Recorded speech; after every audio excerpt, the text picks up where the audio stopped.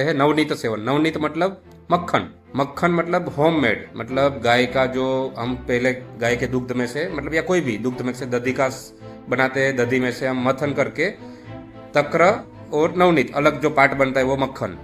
तो ये जो मक्खन के गुण, घर घर का बनाया हुआ जो सफेद कलर का होता है, वो व्हाइट कलर का जो मक्खन रहता है उसके गुण, तो उसके गुण चरक जी ने क्या बताया, चरक संहिता में बता रहे हैं कि संग्राही संग्राही दीपनम रुद्यम नवनीतम नवोद्घृतम ग्रहणी अर्शविकाराग्नम अर्दिता अरुचिनाशनम। मतलब नवनीत के गुण, नवनीत का गुण कैसा है, संग्राही है। संग्राही मतलब जैसे समझो किसी को लेट्रिन से खून निकल रहा है या नाक से खून निकल रहा है, तो वो रक्त स्तंभन की प्रवृत्ति, स्तंभन मतलब ग्राही, ग्राही गुण करता है उसको, मल को थोड़ा जो ढीला मल जा रहा है उसको मीडियम करता है, एकदम कड़क भी नहीं करेगा क्योंकि वो खुद स्नेह वाला है, तो बांधता है, जो बंधन का जो कार्य करता है वो करता है संग्राही।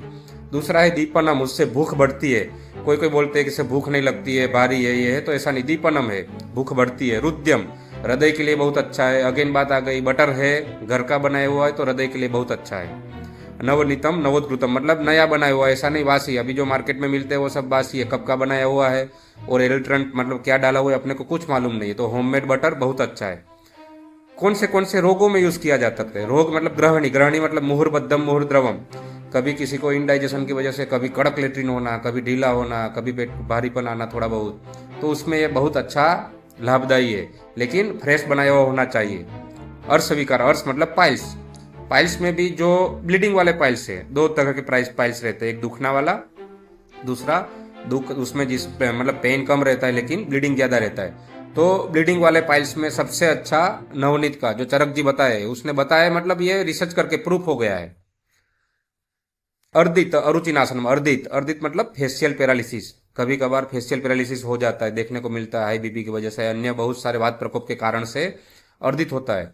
तो अर्दित भी एक रोगी है, उसमें अर्दित मतलब फेशियल पैरालिसिस, बेल्स पाल्सी जिसको बोलते हैं, तो उसमें भी इसका सेवन, सेवन मतलब इंटरनली, ये जो बटर है, मतलब ये जो मक्खन है वो ब्रेड बटर भूल जाओ आप, मतलब ब्रेड के साथ खाने वाला नहीं है। इसको आप खाने के साथ, रोटी के साथ खाइए, सब्जी के साथ खाइए, मतलब अपने अन्न पान विधि में अपना जो थाली है, इंडियन जो थाली है, सब्जी रोटी दाल चावल, उसके साथ में इसका उपयोग कीजिए, तब जाके इसका गुण मिलेगा। आप अगर मैदा और चने की आइटम के साथ इसको डालोगे या इसका यूज करोगे तो उसका उपयोग नहीं मिलेगा, उसका लाभ जो चाहिए वो नहीं मिलेगा। धन्यवाद।